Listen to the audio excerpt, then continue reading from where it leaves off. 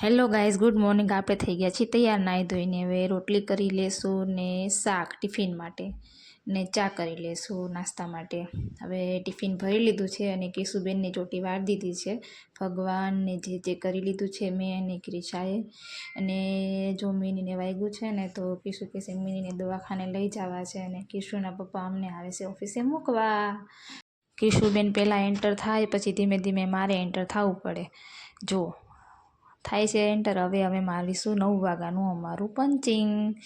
ત્યારે છોકરીઓના મોડાકત આવે છે તો તેના માટે ગિફ્ટ લીધા છે.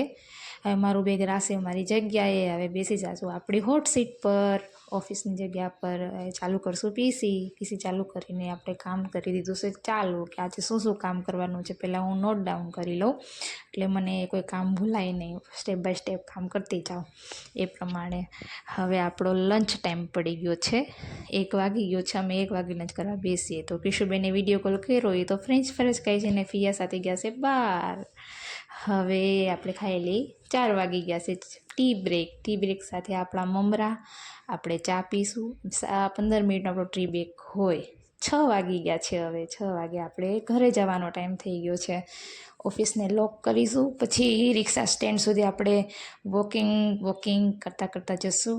રિક્ષામાં બેસી જશું. રિક્ષા આપણને હમણાં પહોંચાડી દેશે આપણા ઘરે આવીને કરીશું મારા માટે શું લાવી બસ એવું બોલ્યા કરે આપણને.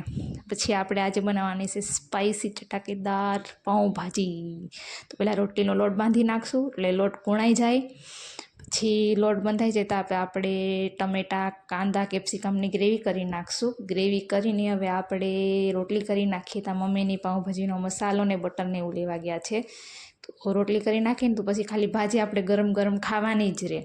રોટલી પાછી કરવી પડે. નકરા પાઉં ન ખાય. નકરો મેંદો આવે એટલે થોડીક જ પાઉં ખાઈને પેટ ભરાઈ જાય. એટલે રોટલી ખાઈને તો આમ પેટ ભરાઈ જાય એવું લાગે. અને ભાજી કંઈક ઝાઝી ખવાય. આપણે બહાર જેવી ભાજી ન હોય, ઘરની ભાજી આપણે ઝાઝી ખાઈ શકીએ એમ. તેલ મૂકી દીધું છે હવે પાઉંભાજી માટે અને બટર.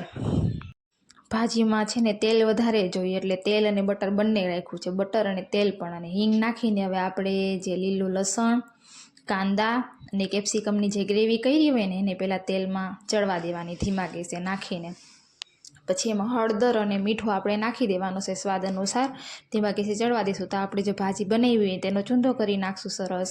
તેલ ઉપર આવી જાય ત્યાં સુધી ચડવા દેવાની છે. તેલ આવી ગયું છે અને ચડી ગયું છે. હવે નાખીશું ટમેટાની પ્યુરી નાખીને હવે આપણે નાખીશું. એમાં પણ તેલ ઉપર આવ્યું તો લાલ મરચું, લીલું લસણ એ તો પહેલાં જ નાખી દીધું એટલે કોરું લાલ મરચું ને યમુના પાઉંભાજીનો મસાલો. મને આ મસાલો જ ફાવે, બહુ સરસ બને. અને જે પાઉંભાજી બાફી હોય એનું પાણી વધ્યું હોય તે અને લીંબુનો રસ તેને આપણે તેલ ઉપર આવી જાય ત્યાં સુધી પાછું ચડવા દેવાનું છે એટલે સરસ ભાજી બની જાય. જો તેલ ઉપર આવી ગયું છે હલાવીને જોઈ લેવાનું છે. તેલ ઉપર આવી જાય પછી જે આપણે બાફું હોય શાકભાજી એ નાખી દેવાનું છે. સારી પેટનું હલાવીને સરસ એકદમ મિશ્રણ મિક્સ કરીને પછી પાછું તેને એને ધીમા ગેસે આપણે સડવા દેવાનું છે જ્યાં સુધી તેલ ઉપર ન આવી જાય ને ત્યાં સુધી. એટલે સરસ એક રસ ભાજી થઈ જાય. હવે કોથમીર નાખી દેવાની છે ને બટર બધું તો મેં થોડુંક રીતનું ઉપરથી બટર એટલે મસ્ત એકદમ પર બટરવાળી ભાજી થઈ જાય. આજે મેં બનાવી છે ચીઝ બટર પાઉંભાજી. આ પપ્પાને ભૂખ લાગી ગઈ છે તો ભાજી, કાંદા ટમેટાનું સલાડ, રોટલી, પાઉં અને ચીઝ ખમણી નાખ્યું છે. હવે તો તાળી તૈયાર છે પપ્પાની. હવે રસોઈ કરીને પહેલાં તો આપણે ગેસ સાફ કરવાની મને ટેવ છે. ગેસ સાફ કરીને હવે બેસી ગઈશું જમવા. જમીને હવે પહેલાં સાફ કરી નાખશું આપણે પ્લેટફોર્મ આખું ધોઈ નાખ્યું કારણ કે બગડ્યું હોય. જમી કાવી નવરા થઈ ગયા છે. ક્રિશુબેનને પહેરાવી છે નાઇટ ડ્રેસ ને એને પહેરવું ન હોય, નખરા હોય બહુ. હું પહેરી લઉં ને તું પહેરાવી દે ને તો જો નાઇટ ડ્રેસ પહેરાવી દીધો છે. ઘડીક કે હું પહેરું જાતે, જો એ જાતે પહેરે છે નાઇટ ડ્રેસ. પછી સરખું ખાય ને એટલે એને રાતે મારે દૂધ પીવડાવવું પડે એટલે રાતે દૂધ પીવે છે. નિલેશને આજે બહુ હતું કામ, આખી રાત જાગવાનો. તેના માટે બનાવી નાખી મેં ચા. ત્યારે વાગી ગયા છે 11:13 થઈ ગઈ છે. તો એ ચા પીસી અને આખી રાત કામ કરવાનું છે આજે. અને ફૂલ નાઇટ બહુ કામ છે. અને ક્રિશુબેન અમારા સૂઈ ગયા છે.